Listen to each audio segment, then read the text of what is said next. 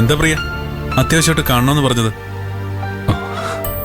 കൈലാഷ് സാറേ, ബാലൻ സാറുമായിട്ട് എനിക്കുള്ള ബന്ധവും കടപ്പാടും ഒക്കെ ഞാൻ പറഞ്ഞിട്ടുണ്ടല്ലോ. സാറ് കല്യാണത്തിന് 2 ദിവസം മുമ്പേ എത്തണമെന്ന് പറഞ്ഞപ്പോൾ കല്യാണ ആവശ്യങ്ങൾക്കൊക്കെ ഒരു സഹായമാവട്ടെ എന്ന് കരുതി മാത്രമാ വിളിച്ചതെന്നാ ഞാൻ കരുതിയത്. ഇവിടെ വന്നപ്പോൾ കറങ്ങിത്തിരിഞ്ഞ് കൈലാഷ് സാറും ഇവിടെ എത്തി. പിന്നെ പാറു ഇവിടെ ഉണ്ട്. പാറുവിൻ്റെ നാട്ടിലെ പഴയ ശത്രു രുദ്രൻ ചുണ്ടൻ വെള്ളവുമായിട്ട് ആയിരപ്പറയ്ക്കെതിരെ മത്സരിക്കാൻ വന്നു. ആകാശമായിട്ട് പാറുവിൻ്റെ ശത്രു കോർത്തു. പാറുവിനൊന്നും പറ്റാതിരിക്കാൻ കൈലാഷ് സാറിനും എനിക്കും ഇവിടെ നിൽക്കേണ്ട സാഹചര്യവുമുണ്ടായി. അപ്പോ എനിക്ക് വേണ്ടിയാണോ പ്രിയൻ ചേട്ടനും കൈലാഷ് സാറും ഒക്കെ ഇവിടെ നിൽക്കുന്നത്? എന്നെ നോക്കാൻ എനിക്കറിയാം, മറ്റാരുടെ അതല്ല പാറു, ഞാൻ സിറ്റുവേഷൻ പറഞ്ഞതേ ഉള്ളൂ. ഇപ്പൊ ചാരു ആയാലും ആകാശായാലും എല്ലാരും നമ്മുടെ അടുത്ത ആളുകളായി മാറി. എനിക്ക് മാത്രമല്ല, ബാലമാഷ് നിങ്ങളുടെയൊക്കെ മാഷായിട്ട് മാറിയില്ലേ? കല്യാണം അടുക്കും തോറും ഇവിടെ ആകെ കുഴപ്പങ്ങളാ. ഇപ്പൊ തന്നെ കണ്ടില്ലേ, ചാരുവിന്റെ ചിറ്റയും കല്യാണച്ചക്കൻ അരവിന്ദന്റെ അമ്മയായിട്ടുള്ള വഴക്ക്. അതൊരു വെറും വഴക്കല്ല, കല്യാണം മുടക്കാൻ ഒരു കൂട്ടരും നടത്താൻ ഒരു സംഘവും. പറഞ്ഞ ബാബുക്കുട്ടനൊഴികെ എല്ലാരും ബന്ധുക്കളും വേണ്ടപ്പെട്ടവരുവാ. മൈ ഗോഡ്, സ്ത്രീകൾ തമ്മിലുള്ള ഇങ്ങനൊരു വഴക്ക് ജീവിതത്തിൽ ആദ്യമായിട്ടാണ് ഞാൻ കാണുന്നത്. അവരെന്തൊരു ജന്മോ! അല്ല, ചാരുവിന്റെ അമ്മായി മോശമല്ല. ഞാൻ വിചാരിച്ചത് അവരങ്ങോട്ടും ഇങ്ങോട്ടും കൈവയ്ക്കുമെന്ന്. ഭാഗ്യത്തിന് നമ്മൾ ചെന്ന് ഇടപെട്ടതുകൊണ്ട് അവർ തമ്മിൽ തല്ലൊന്നും ഉണ്ടായില്ല. എന്നാലും ഈ ഹൽദി ദിവസം കല്യാണ വീട്ടിൽ ഇങ്ങനൊക്കെ നടന്നത് പുറത്തറിഞ്ഞാല് പ്രിയന്റെ ബാലമാഷനല്ലേ അതിന്റെ നാണക്കേട്. ബാലമാഷ് എന്ത് ചെയ്യാനാ? പെണ്ണുങ്ങൾ ഇങ്ങനെ തുടങ്ങിയ ബാലമാഷിന്റെ ഭാര്യ ഇത്രയും കുഴപ്പക്കാരിയാണെന്ന് ഞാൻ വിചാരിച്ചില്ല. അവരുടെ സംസാരം കേട്ടാ ചാരു ഞാനും കൂടി ഇറങ്ങി വന്നത്. അപ്പോഴാ ചാരു പറഞ്ഞത് ചാരുവിനെ കാണാൻ അവളുടെ അച്ഛൻ വന്ന് വളരെ മോശമായിട്ട് സംസാരിച്ചു. അതിനു മുൻപ് തന്നെ ചാരു എന്നോട് അമ്മായിയെ കുറിച്ച് ചില സൂചന തന്നു. അത് പക്ഷേ അമ്മായിയെ കുറ്റപ്പെടുത്തലൊന്നുമല്ല. സത്യത്തിൽ ചാരു ഒരു പാവ. അവൾക്ക് മാമനെന്ന് പറഞ്ഞാൽ പ്രാണനാ. മാമനും തിരിച്ച് അങ്ങനെ തന്നെയാ. 2 വീട്ടിലുള്ള പെണ്ണുങ്ങളാ ഈ കുഴപ്പങ്ങൾക്കെല്ലാം കാരണം. ഒന്ന് ആലോചിച്ച് നോക്കിയേ, അരവിന്ദേട്ടന കുഞ്ഞുമോള് മുതുമുതുക്കൻ എന്നൊക്കെ വിളിച്ചു. ചാരുവുമായി വെച്ച് നോക്കിയാ അയാൾക്ക് ഇത്തിരി പ്രായക്കൂടുതൽ തോന്നും. പക്ഷെ അരവിന്ദേട്ടന് ചാരുവിനെ പോലൊരു ഭാര്യയെ ഈ ജീവിതത്തിൽ വേറെ കിട്ടുമോ? ഒന്നാമത് ജോലിയും സ്വന്തമായൊരു വരുമാനവും ഇല്ല. എങ്ങനെയെങ്കിലും കല്യാണം നടന്ന് മോന്റെ ജീവിതം രക്ഷപ്പെടണമെന്നല്ലേ സാധാരണ അമ്മമാരെ വിചാരിക്കേണ്ടത്. ഇതിപ്പോ കല്യാണം മുടങ്ങിയാലും അമ്മയ്ക്കൊന്നുമില്ലെന്ന മട്ടില്ല ചാരുന്റെ അമ്മായിയുടെ സംസാരം.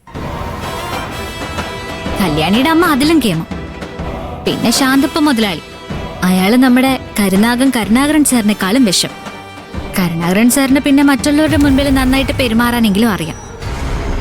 ഇയാൾക്കോ അവർക്ക് എങ്ങനെയെങ്കിലും ചാരുവിനെ ബാബുക്കുട്ടിനെ കൊണ്ട് കെട്ടിക്കണം.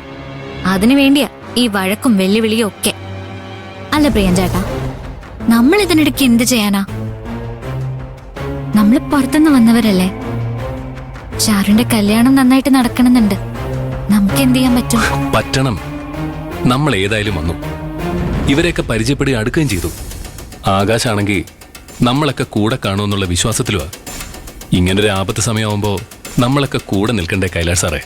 അതല്ലേ എന്റെ മര്യാദ. നിക്കണമല്ലോ, അത് നമ്മുടെ കടമയല്ലേ. അതിനിടയ്ക്കാ ആ രുദ്രന്റെ വരവ്. ഞാനെന്ന് വിചാരിച്ചത് രുദ്രന്റെ ഗുണ്ടകളെ ചാരുവിനെ കൊണ്ടുപോയി കഷ്ടപ്പെടുത്തുകയും ചെയ്തു. എത്ര ബുദ്ധിമുട്ടിയാ ചാരുവിനെ രക്ഷപ്പെടുത്തിയത്. ഒരു കാര്യം ഉറപ്പാ, ചാരുവും അരവിന്ദേട്ടനും തമ്മിൽ കല്യാണം കഴിക്കുന്നത് ചാരുവിന്റെ അച്ഛനും ചാരുവിന്റെ 2ാം അമ്മയ്ക്കും ഇഷ്ടമല്ല. ചാരുവിന്റെ 2ാം അമ്മയുടെ ബന്ധുവാണല്ലോ ഈ ബാബുക്കുട്ടൻ. അവനാണെങ്കിൽ ഒരു വൃത്തികെട്ടവനും. അവൻ ശരിക്കും പണം ഇറക്കി കളിക്കുക. ഈ സമയത്ത് അവളുടെ കൂടെ നിൽക്കണം കൈലാഷ് സർ. സാറ് പറഞ്ഞല്ലോ നിൽക്കാന്ന്. പക്ഷെ ഇക്കാര്യത്തിൽ എന്ത് സംഭവിച്ചാലും ഏറ്റവും കൂടുതൽ സഹായിക്കാൻ പറ്റുന്നത് പാറുവിനാ. പാറു ഫുൾ ടൈം ചാരുവിനൊപ്പം കാണണം. അതുകൊണ്ട് 2 ഗുണമുണ്ട്. പാറുവിന് രുദ്രനിൽ നിന്ന് ഒരു രക്ഷയുണ്ടാവും. ചാരുവിന് എന്ത് ആപത്തുണ്ടായാലും ഞങ്ങളെ അറിയിക്കുകയും ചെയ്യാം. ഞാനും കൈലാഷ് സാറും ആകാശിനൊപ്പം നിന്നോളാം. ഏതായാലും ഈ കല്യാണം വരെ അത് നല്ല രീതിയിൽ നടക്കാൻ നമ്മുടേതായിട്ട് എന്തൊക്കെ ചെയ്യാമോ അതൊക്കെ ചെയ്യണം. അത് ബാലൻ മാഷിനുള്ള എന്റെ ഗുരുദക്ഷിണയായിട്ട് കൂട്ടിയാൽ മതി. എന്താ കൈലാഷ് സാറേ? അതിനെന്താ, ഞാൻ കൂടെയുണ്ട്. ഹൽദി തുടങ്ങാൻ പോകുന്നതേ ഉള്ളൂ. ആ ബാബുക്കുട്ടൻ ഹൽദിയുടെ വേഷമിട്ടാ വന്നിരിക്കുന്നത്. ആ വരവ് വേറൊരു കാഴ്ചക്കാരനാവാനല്ല. ഇനിയും പ്രശ്നങ്ങൾ ഉണ്ടാവുന്ന തീർച്ചയാ. നമുക്കാണെങ്കിൽ ഇടപെടുന്നതിനൊക്കെ ഒരു പരിമിതിയുണ്ട്. അതെ, പരിമിതിയൊക്കെ ഉണ്ട്. പക്ഷെ നിന്നേ പറ്റൂ. ഞാൻ ബാലമാഷിന് അങ്ങനെ ഒരു ഉറപ്പും കൊടുത്തു, എന്തുണ്ടായാലും കൂടെ കാണുമെന്ന്. അതിനിടയ്ക്ക് പാറുവിന്റെ ആ രുദ്രനെ നോക്കുക വേണം. രുദ്രനും കൊള്ളാം, ബാബുക്കുട്ടനും കൊള്ളാം. രണ്ടും ജഗജില്ലികള്. മറുപക്ഷത്ത് പാവൻ 2 പെമ്പിള്ളാരും, ചാരുവും പാറുവും. പാറുവിന് ഇത്തിരി തന്റെ ഇടമെങ്കിലും ഉണ്ട്, ചാരുവിന് അതുമില്ല. 1-2 ആണുങ്ങളെ തള്ളിയിടാൻ പാറു മതി.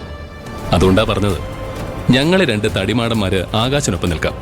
ചാരുവിനെ നോക്കാനേ ഈ ചട്ടമ്പി പാറു എന്ന് ധാരാളം.